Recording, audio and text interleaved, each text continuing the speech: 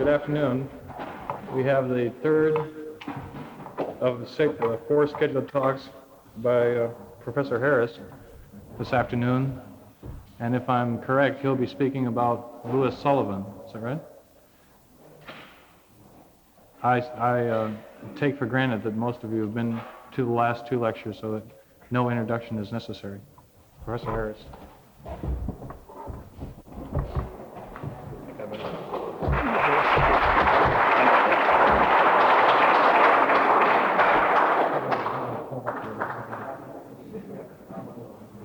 This isn't on too, is it? That's for I the noticed tape last. recorder. Oh, I see. Last night when I got too close to that, I heard that singing sound. All right.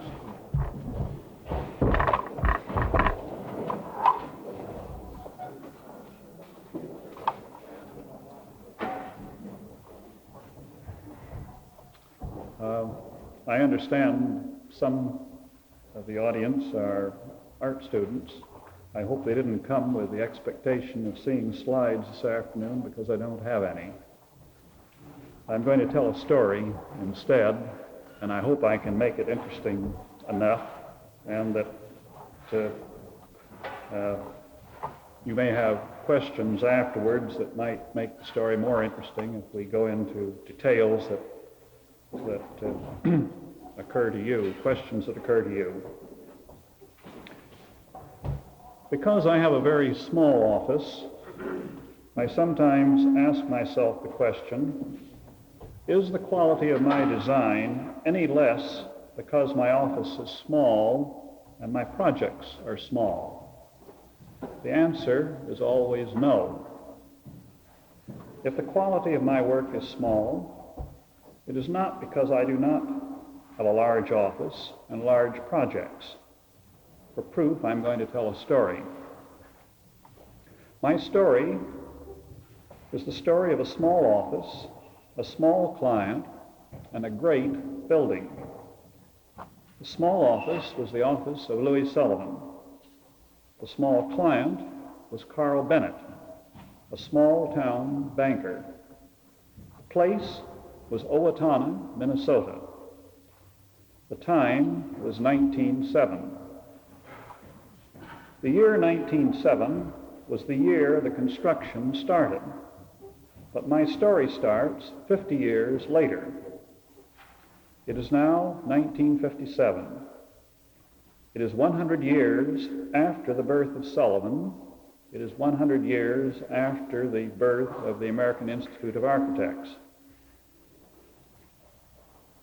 The bank building that Sullivan designed in 1907 has just been remodeled for the second time. The first remodeling would have killed a lesser design. A second remodeling might finish it off. At least this was the opinion of some architects, some architectural historians, and a newspaper editorial writer. The remodeling now completed, the building is to be rededicated. An 8-day celebration will mark the rededication. It will be preceded by a banquet and a preview attended by 96 bankers of the region. It will be concluded 8 days later with a dinner of the Minnesota Society of Architects, who will present the president of the bank with a citation for his contribution to the cause of architecture in preserving an architectural monument. It is the first day of the celebration. The doors of the bank are thrown open, and the interior is crowded with citizens of Owatonna and other parts of the state. There is an address by the Treasurer of the United States, Ivy Baker Priest, and an address by the architectural historian, James Marston Fitch. The building gleams as it did on that other occasion 50 years before, when its doors were opened for the first time. What especially pleases me on this occasion is the fact that the building looks now as it did then. It does not look like a remodeled building, like an old building brought up to date. Instead, it looks as if it had just been born. as though it were seeing the light for the first time. It looks very proud. There is nothing old to be ashamed of. No ornament has been scraped off to make the building look modern. Nothing has been whitewashed to cover up its age. Instead, it has been thoroughly scrubbed. What was originally painted has been repainted, and in exactly the same colors and tones as were there originally. What was originally gold leaf is still gold leaf, only now it is new gold leaf.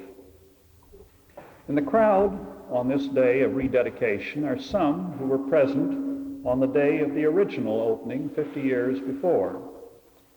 They asked to meet the architect of the remodeling, and so I meet an old man leaning on his son's shoulder who tells me that his rock quarry furnished the brown sandstone that forms the base of the building. Another old man leaning on his son's shoulder tells me that he helped unload from the flat cars the 4 2-ton to each electroliers that still hang from the ceiling. And a very dapper old man, gentleman I should say, in his 70s, accompanied by his maiden sister, informs me that he knew Carl Bennett in his youth, that the two of them had been very much interested in music. Another contemporary of Carl Bennett whom I meet is the widow of the Unitarian minister, and from her I learned still more of the remarkable man who was Louis Sullivan's client. I suddenly see the building we are now rededicating as the product of a client as well as an architect. I begin to suspect that it is partly on account of the client that this is the best of Sullivan's bank buildings and among the best of all of his buildings. I wonder if this is not because Carl Bennett struck sparks in Louis Sullivan and because he demanded the very best that was in Louis Sullivan. I conclude that a great architect does his best work for a great client.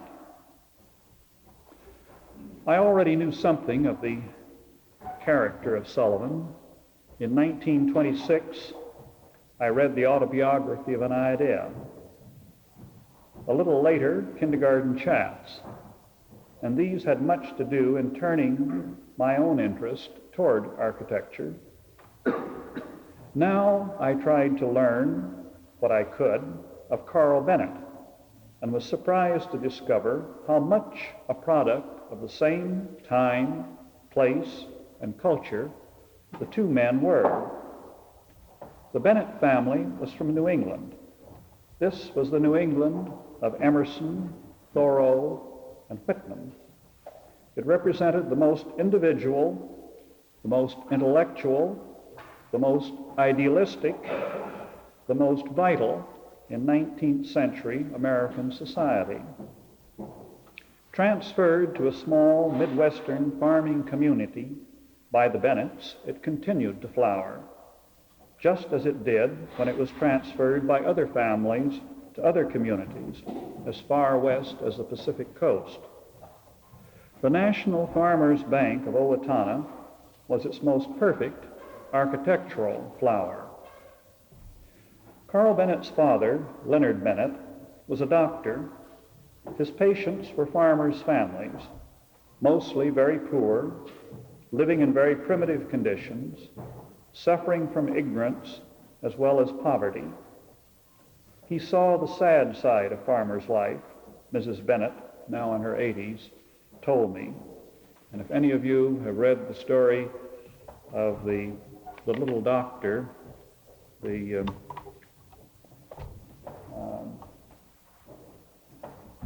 at Rochester, the clinic there now, and we'll get a very vivid picture of Minnesota in those days and a very, very great admiration for many of its early citizens, and Dr. Bennett was not so unlike the doctor, whose name I can't say, whose sons established the great clinic there in Rochester.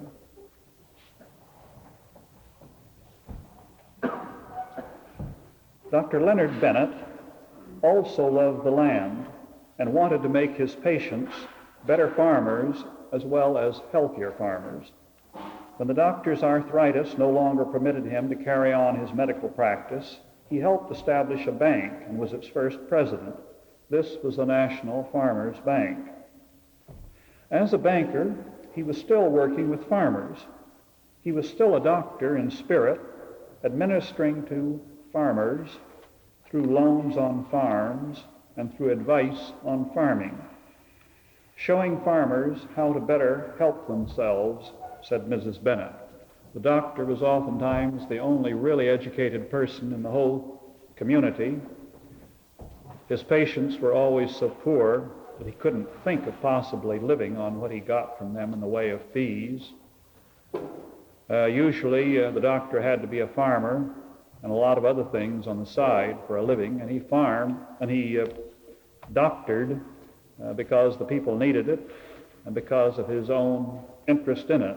He was probably the only scientifically minded and educated person in the whole countryside, and was a very important person, therefore, in these pioneer communities.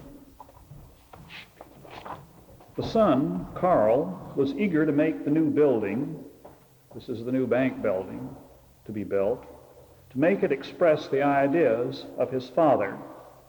He describes the building and the ideas it was to express in an article in the Craftsman magazine of November 1908. This was the magazine that carried many of Sullivan's essays, and one of the magazines through whose columns Carl Bennett had discovered Louis Sullivan. The Bennett article is too long for me to quote. I simply mention two features of the program.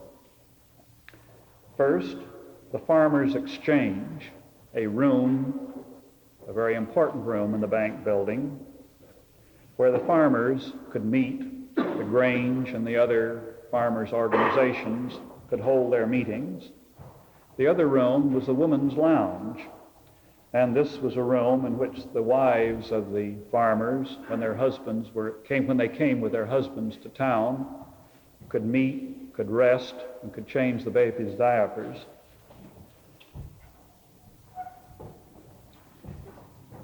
Mrs. Bennett told me that Sullivan came to Owatonna and spent a week or more at a time in their home when planning the bank building.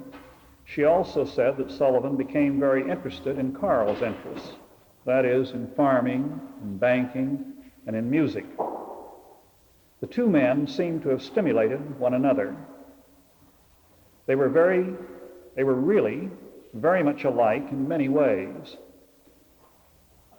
In their concern with ideas, more than particulars, at least particulars that did not express general or universal concepts, in their impatience with those persons who cannot see what they see, in an idealism that prompts them to risk rather than to prudence or compromise, in a love of their fellow man for what they believe he can become rather than for what he merely is.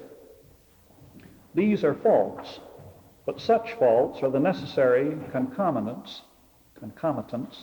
of greatness. In the small farming community of Owatonna, the building that Sullivan designed to express the deepest needs of the people was generally admired by the people. This is rather surprising, because at this particular moment, the people in most places were admiring the false gods to whom they had been introduced by the World's Columbian Exposition in Chicago in 1893. Or, if they were unsophisticated rural folk, they were suspicious of anything foreign. And Sullivan's Owatonna Bank was neither classic art nor folk art. Talmage, writing about these banks, describes this and later country banks of Sullivan's as follows.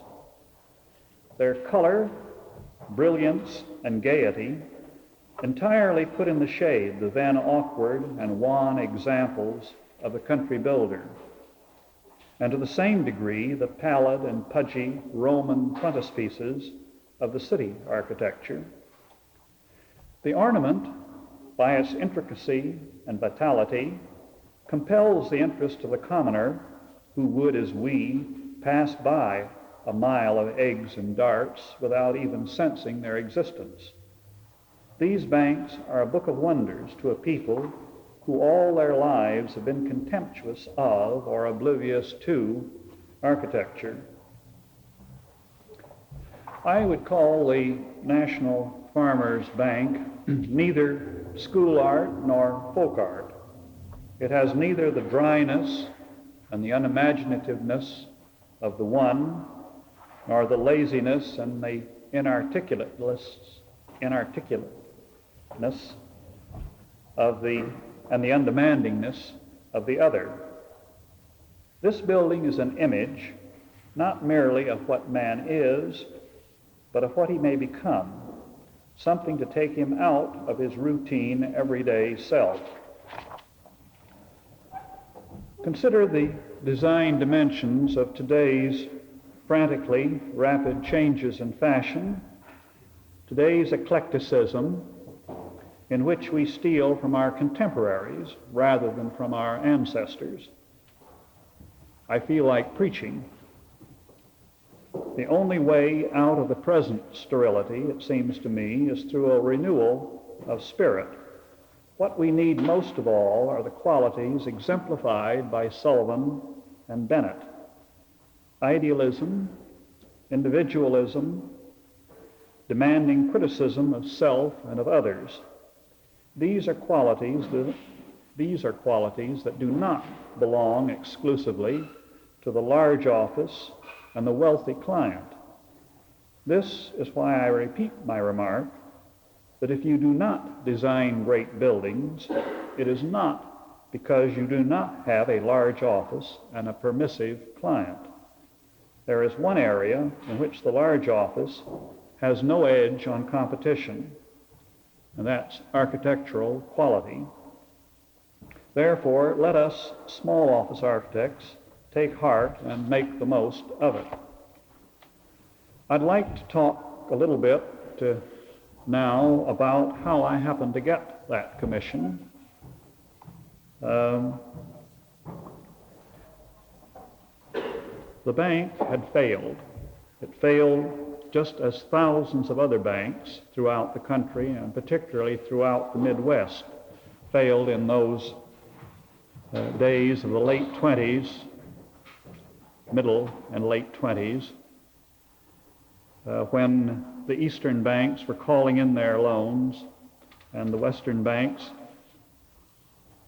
either had to call in theirs, which meant calling in the farmers, and in most cases the farmers, if they had anything to give the banks, was something that would be driven in on the hoof probably. It was a very bad time, and it was a bad time in the Midwest before it became a bad time in the East Coast and the disastrous collapse of the stock market in 1929 took place. Well, so the bank was lost. It no longer belonged to the Bennetts. It became the property of the Northwest Bank Corporation. It became a kind of a branch with more autonomy than most branches have. Anyway, it had been badly remodeled in 1932. Some changes probably needed to be made, but they were made without any thought for the building or much thought for what could be done. And as a consequence, partitions made of brick with tellers' cages covered with beautiful bronze grills designed by Maybeck, lighting that was a part of the structure. All of this was torn out, and only bare tubes of fluorescent lamps strung in the building, cheap cabinet work supplanted the elegant cabinet work that had been there before, and various other things of this kind happened. Now, in 1957, about a year and a half or 2 years after a new president from the Northwest Bank Corporation had been sent in to take charge of the bank, and like any good manager coming to a new field, he naturally thinks that his duty is to expand the business, to make it grow, and that usually calls for expanding the building too. So now it was proposed to remodel the building still further. And a firm of architects that had been doing remodeling work for the Northwest Bank Corporation was given the job of preparing plans for it. Suddenly, a member, I believe, of the architectural faculty at the University of Minnesota, Robert Bliss, happened to stop one Sunday to see the bank. Naturally, it was closed, but he rapped on the door, and the president was in his office, as he always is on Sunday morning, trying to get a little work done. And he let him in and showed him the building. And then just as Bliss was about to leave, he remarked that they were planning on some remodeling of the bank and offered to show Bliss the plans. Well, Bliss saw the plans. He was horrified at what it was proposed to do. He learned that the plans were already out for bids and that bids were expected in 10 days. He said nothing. He went back to Minneapolis. He talked to the dean of the School of Architecture. He talked to the president of the Twin Cities chapter of the AIA. He talked to the president of the Minnesota Society of Architects. He himself was a member of the State Art Commission. Together, they talked to an editorial writer on the Minneapolis morning paper. They called the president of the bank, and he was naturally greatly annoyed at the thought of anything happening to his plans after a year and a half of planning, when bids were on the point of coming in. And he told them in very strong terms that they had told the architects of the remodeling that everything possible was to be preserved, and he was sure that it would be. And of course that was as far as he had bothered to look. Anyway, there was an editorial in the paper, and there were letters from architectural critics throughout the country, from Hugh Morrison, who was the principal biographer of Sullivan, from Carol Meeks of Yale, from Frank Lloyd Wright, from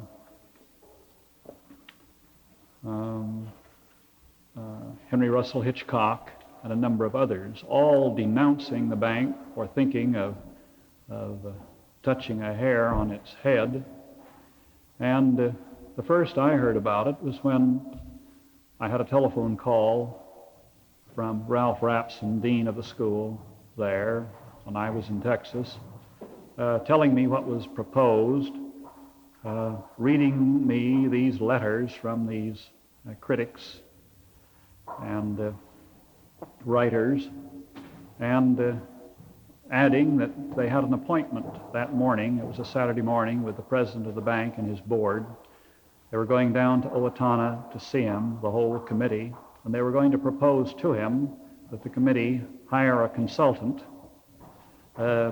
on this work and delay construction and, if necessary, change the plans.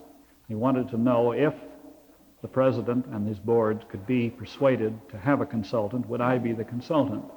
Naturally, after hearing what these men had to say about any proposal to change the bank in any respect, I felt certain that Louis Sullivan himself could, at this moment, do nothing to the bank without incurring their wrath. However, I was flattered enough by the offer and convinced that at least I wouldn't do worse than anyone else who might be brought in. So I said yes. And 2 hours later, there was another call from Rapson, and he said, "I'm speaking from the office of the president of the bank. The president would like to speak to you." And the president said, "How soon can you come up? Can you come tomorrow?" And I said, "No, I can come the day after." He said, "Well, the day after I'm going to be in Chicago.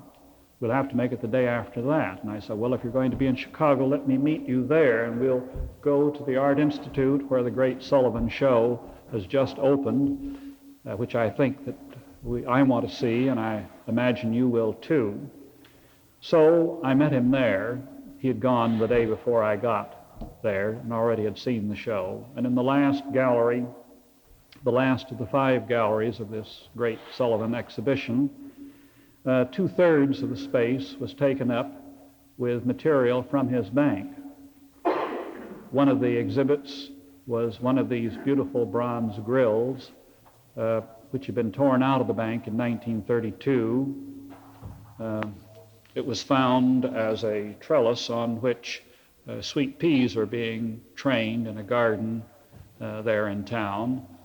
There was a big transparency filling a large doorway. It must have been 4 by 5 feet, maybe, of the interior of the bank. There were a number of other large things. And this fortunately made a good impression. I'm making this story too long. There were other things that happened. Anyway, we took the night train to Minneapolis and in the morning drove down to Owatonna. I saw the interior of the bank for the first time. There was a meeting in the afternoon of the board of directors. Meanwhile, I had had a chance to see what was proposed. And one of the things was to take the vault out of the banking room. The vault was a very beautiful shape at the back of the room, surmounted by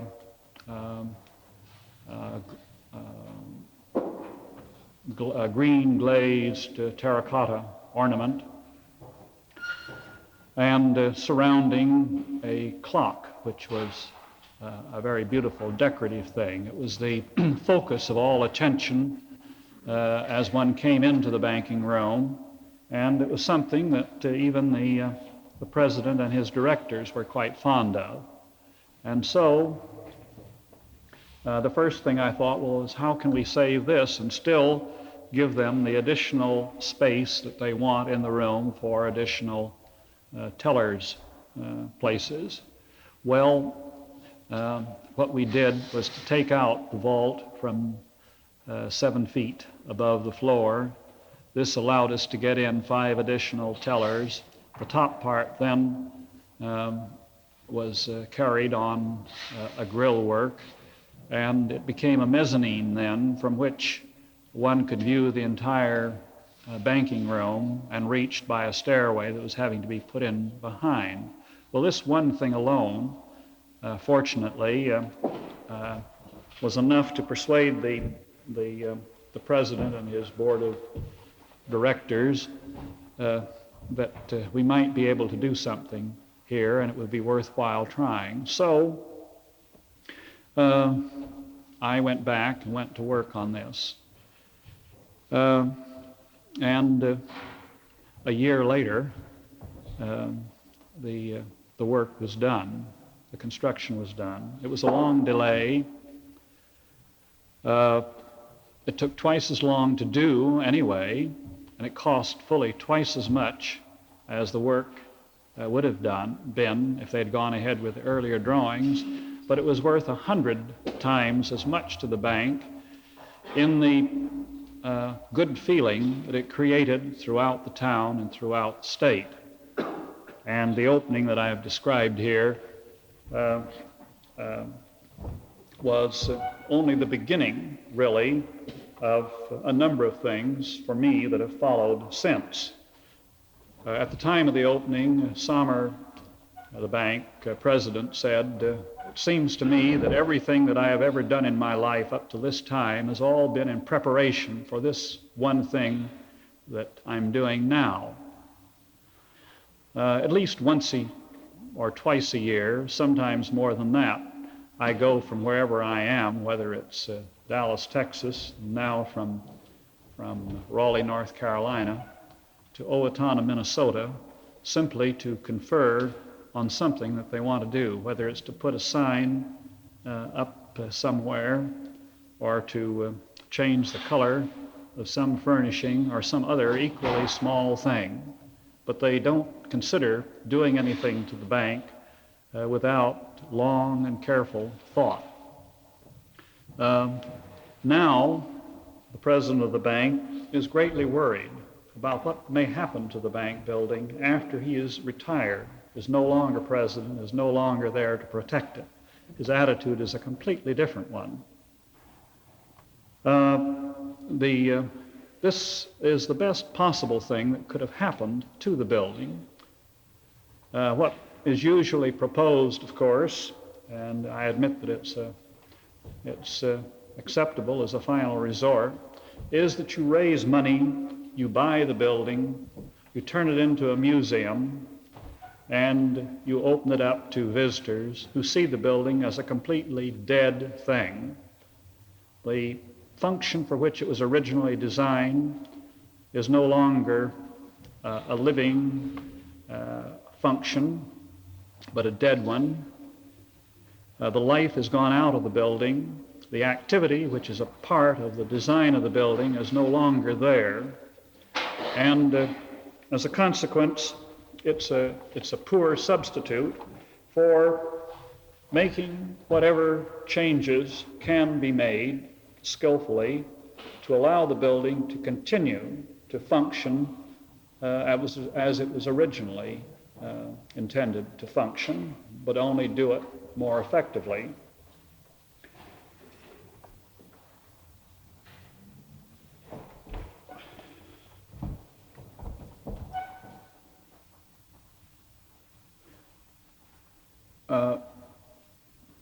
To get back to the theme I started with, that is the importance of the client to the architect, I can think of no finer example of the need for both the architect and the client to be men who want the best and who demand the best from one another. This is what happened in this case, and the building is the better because both men wanted the same thing. And a building can be remodeled, changes can be made in it. If it's a good building, if it was well designed in the first place, such changes are possible. If it was a poor design to begin with, there's very little that one can do. And with that, I better stop.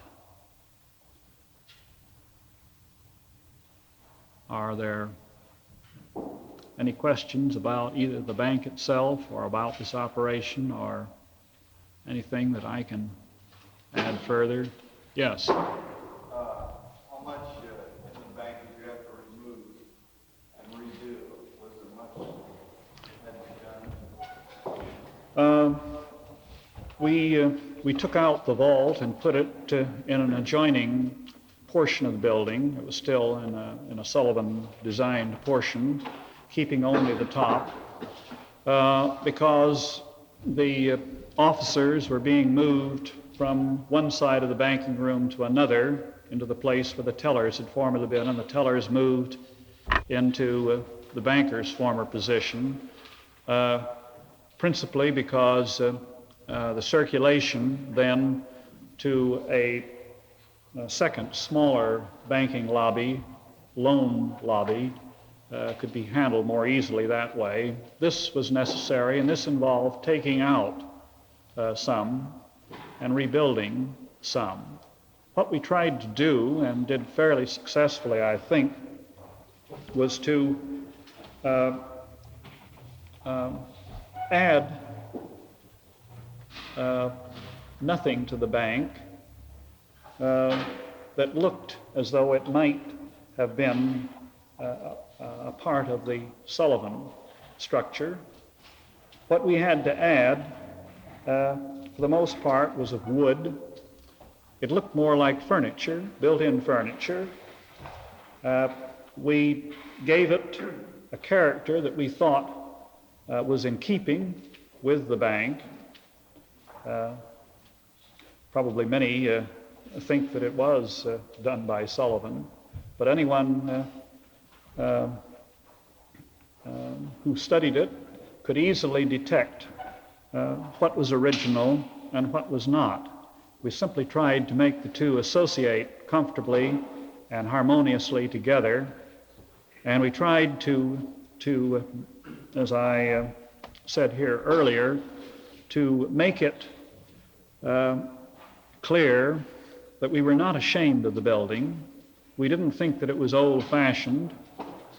We were proud of the building. Therefore, we did nothing in the way of a facelifting on it. We restored it and made it look just as new and shining as it was on that day 50 years earlier when it was opened for the first time. And because it was good design and because it was good then, it was good now. And far and beyond anything else anyone could point to in a bank anywhere built 50 years after that one was built. Yes?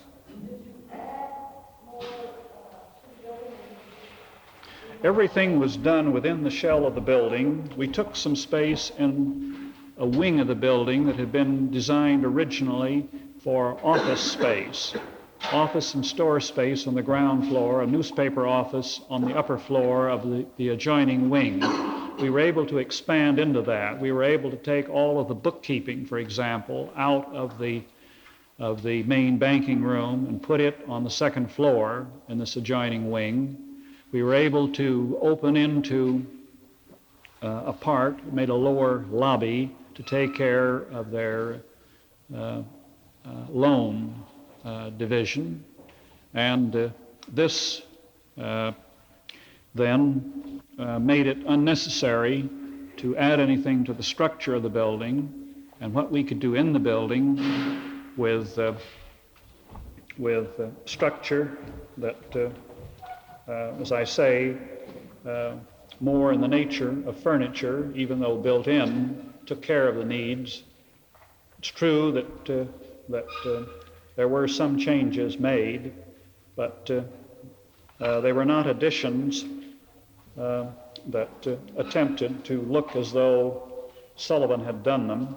I know another bank where additions had been made, where they felt very pleased to have been able to make the additions with brick from the same kiln as the original brick came, same clay, terracotta ornament cast from the molds which they had found from which the original ornament was done. It was done very tastefully, but the building no longer had the unity and the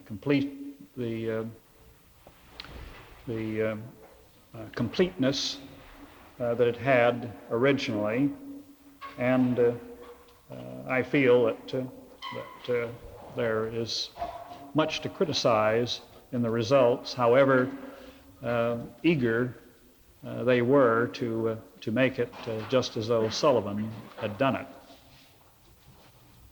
Yes? Do you think a crowd of live athletics talking about Sullivan in general, do you think he short-sighted factors of expansion and flexibility, or was it the difficulty in creating materials that would develop and enhance the building? Yes, it was. But is this a common denominator of Sullivan's work in being non-flexible and short-sighted in further expansion, or Well, just one building design? flexibility is a word that has to be defined if one's going to agree that flexibility is a highly important feature. Flexibility so often means folding partitions and things of that sort.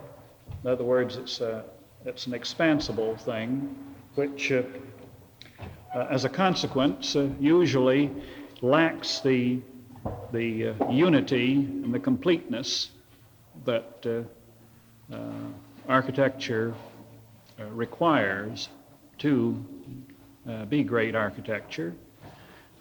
If we could substitute the word adaptable and define it the way I would prefer to do it, I think that really serves better.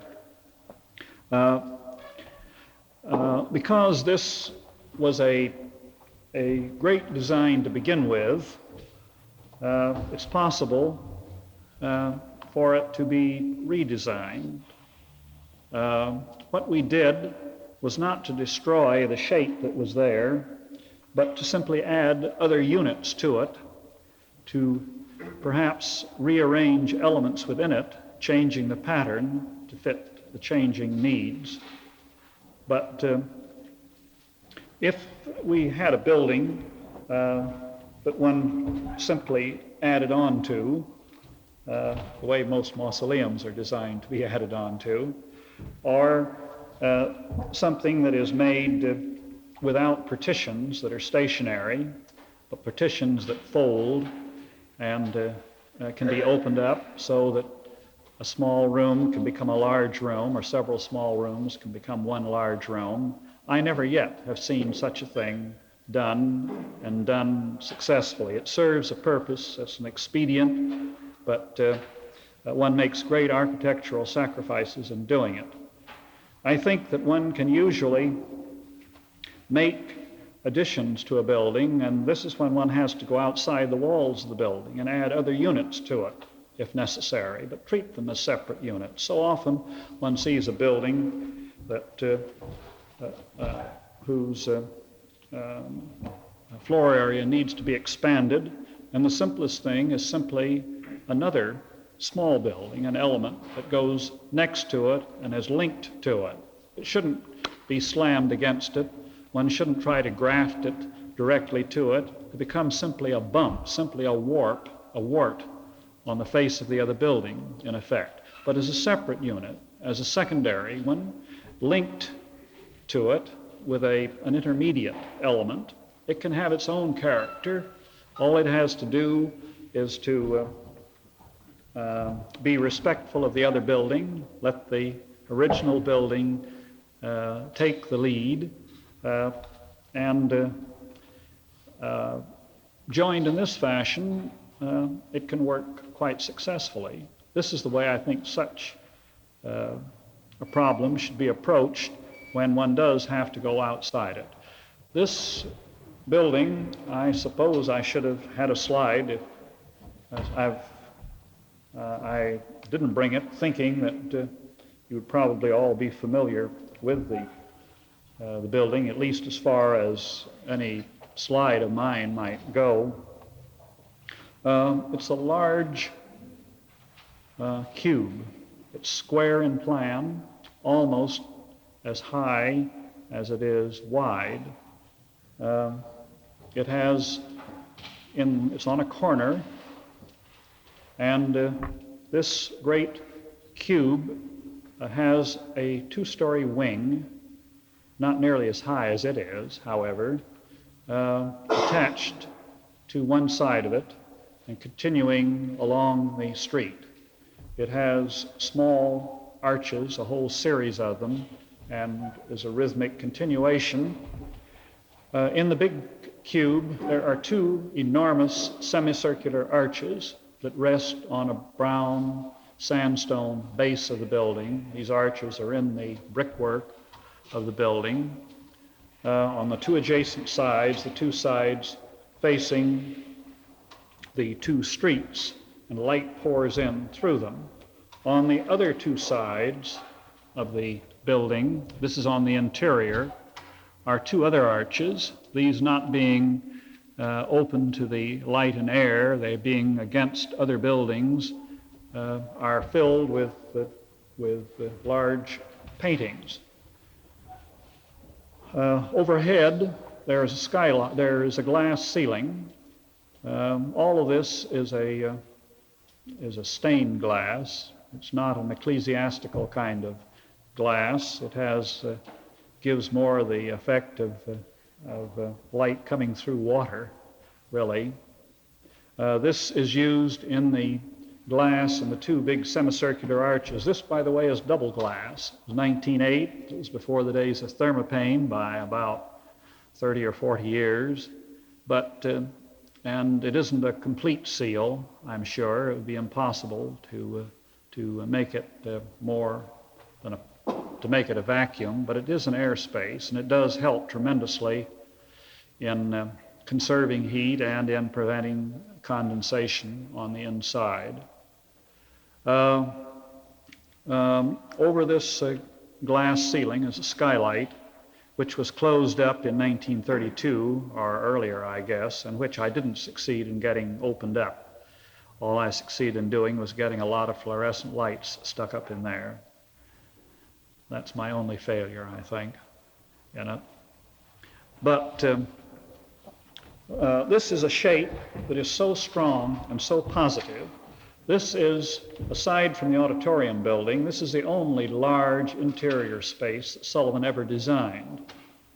And nothing is stronger than this great cube. You couldn't break the cube or open it up in a stronger way than with these great semicircular arches, one in each of the two outside walls. And the ornament, mostly in terracotta and glazed, by its very delicacy and laciness, makes the solidity and the strength of the great cube even the more pronounced on account of its great contrast with it. I'm probably going rather far afield in answering this, but the very positive qualities of the building would not permit it to be a flexible building in the ordinary sense of the word flexible. I happen to be designing a church, a Presbyterian church right now, and it's on an irregular site covered with pine trees. It's 4.5 acres. It's just outside the present city limits of Raleigh. Like most churches, it has very little money to begin with. The only disadvantage of not having very much money to begin with is that it's so long before they build the sanctuary. It's almost invariably the last part of the church and the part that is necessary to really tie the whole thing together. In the end, that's usually the last thing that's done, and one begins to wonder if he's going to be alive to see it when that's finally completed. And of course, you never can get satisfactory photographs until before then either. But we're going to build it bit by bit as the money accumulates. And this is going to be built in 5 stages. And it's going to be 7 buildings. 7 buildings on this 4.5 acres. We have a lot of pine trees, which we're going to save. There's no trouble saving the pine trees and getting the buildings on. The only thing we have to worry about is keeping the cars off. We make an auditorium to hold 400 people, and they want to provide parking on the place for at least 200 cars. It makes one want to put the building on stilts and use the whole underground space for parking, practically. What I'm trying to say, and don't seem to be able to get to it, is that the kind of flexibility that we're building here is one of building it not as a single building, which we know we couldn't build at one time. It would never be satisfactorily finished in any one of these stages. It would always look lopsided and incomplete. But each of these is an entity. Together they make another entity on the ground. And the center of the whole thing is not a building, but an open space in between the buildings. And the tallest building happens to be on the lowest elevation in the whole site.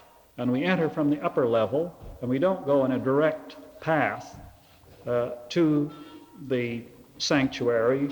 We go in a circling path, and we have a chance to look down on this, and we go by the various things, by the day school, the kindergarten, by the elementary grade classes, by the nursery, by the fellowship hall and offices, and then finally we come to the sanctuary. We see it all the time out of the corner of our eye, but we don't go directly to it. We go around it.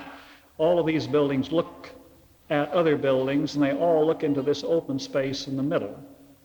And here we have a kind of flexibility that is built in. They can make the sanctuary bigger if 10 years from now, when they get around to building it, it needs to be bigger. I hope it doesn't have to be greatly bigger, but it could be. Thoughts that they have after having been in the building and used it for a number of years can be incorporated in the design of the succeeding buildings. The linking, the spaces between the buildings allow some expansion and links between them. This is the kind of flexibility, it seems to me, that an architect should plan for mostly. I admit that making partitions that are non-load bearing and things of this kind are valuable too, but even that has its limits. And too often one excuses the lack of any real unity, any real architectural design in the building by saying that flexibility is the most important thing, and it must be flexible before it can be architecture. I don't think that one has to choose between the two, and I think that it calls for just a different kind of planning to begin with. Now, this building should have influenced the other buildings around it. It faces not only on two streets, but it also faces on the town square, which is 4 blocks in a park.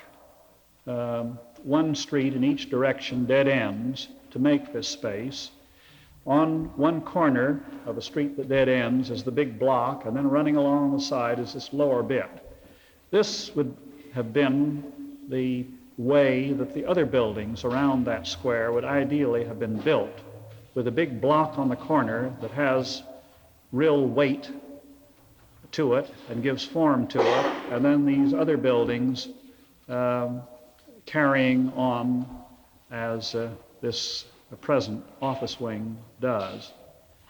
I really think it's by not trying to put everything in one building, but by putting them in several buildings, by linking the buildings together into a larger complex, that one accomplishes the kind of capacity for growth and for change that all buildings should have. Growth and change are important to the improvement of design, certainly in a neighborhood, in a region, in a town, in a city, even if it isn't in the individual building, because it's here where the building is not torn down, it isn't raised, as so much urban renewal work begins by first completely clearing block after block of buildings, and then starting in with a clean slate, a clean sheet of paper, and putting on it something that has to be invented, complete, all at once, out of a few persons' minds, and no man's mind is big enough or imagination great enough to know all of the things that should go into that design. Everything should be designed to be added to and improved and redesigned. And it seems to me that all of these beautiful sections of old European cities that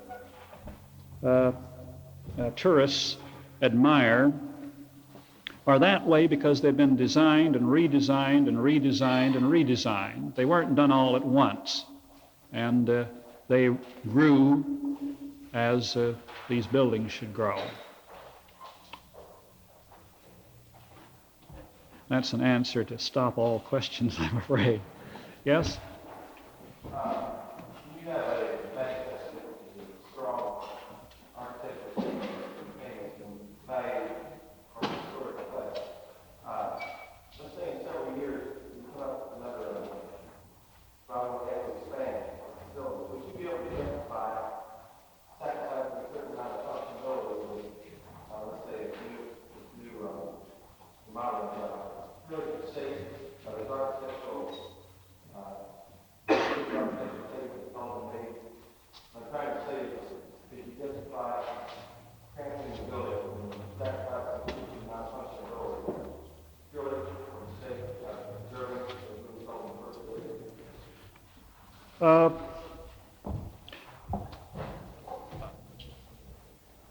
Looking at the thing as a whole, one will make some sacrifices in parts. You do that every time you design something from the very beginning. As it begins to take shape, certain things can expand and others become cramped. It reaches a point where then you have to throw aside maybe part of the design completely and go at it a different way. You're always working with things that with many things, and just as people in a democracy have to limit themselves in certain cases for the greater good of the whole community, so different parts of the building and different functions have to do that too. The good architect, though, works over and over these things, and as he works, he finds other solutions to the same need, other ways of doing it than the first thought that occurs to him. One is usually told, whether it's by a client or someone else, that function calls for not doing something or for doing something else. And one can admit that that is true, but it's possible to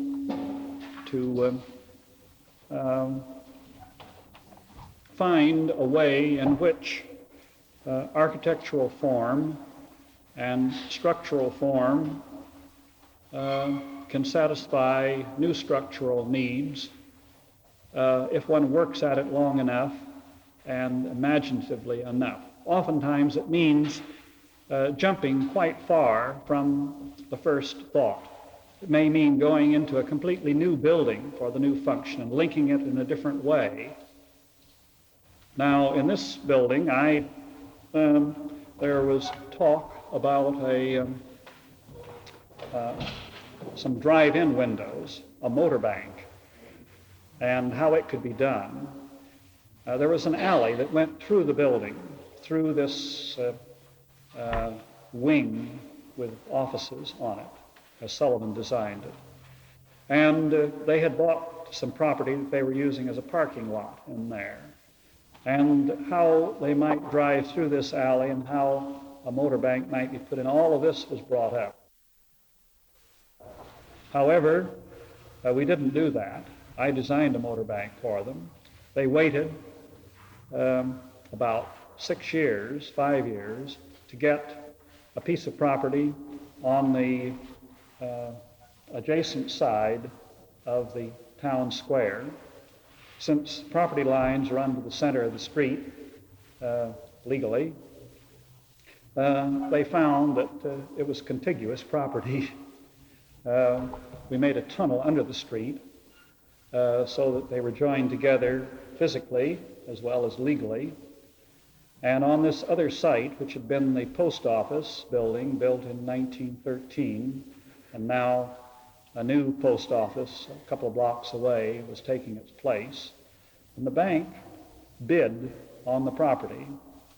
The bids were taken in Kansas City. The bank wanted the property. The president was even afraid to tell his board of directors what he was doing. They didn't want competitors, of course, bidding too, or knowing who was bidding. These were sealed bids. So, without even telling their wives where they were going, they said they were going to Chicago. And they started out on the highway to Chicago, and then suddenly switched and took a side road, and the first thing you know, they were in Kansas City with their sealed bid. There were two other bids in town. One was by their competitor in town, the other bank, and I've forgotten who the third one was by. Well, their bid was, trying to remember now, it was almost twice what the next bid was, next lowest bid. It was a lot of money to spend, but they were delighted to have got it, and regardless of what it cost.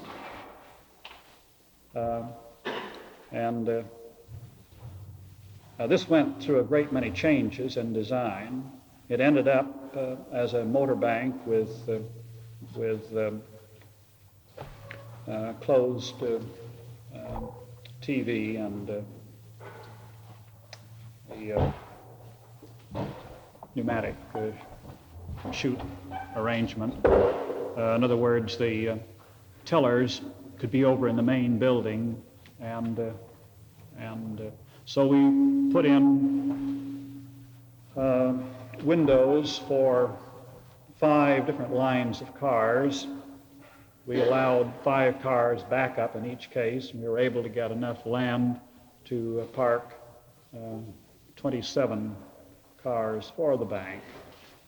It was a very costly thing. We did something that was as simple as we could make it. It was obviously not done by Louis Sullivan, although one of the directors of the bank wanted very, very much to use details from the bank. But I persuaded him that this was not the way to show our respect for Sullivan. Now, this was a way we expanded, and now they have something that is far more functional than this thing that they originally proposed to do. And so often when we talk about enlarging a function, we're thinking in such limited and picayunish terms that it really isn't truly functional, and it's by going at it in a bigger way that we not only do right by the building, but also provide a better function too.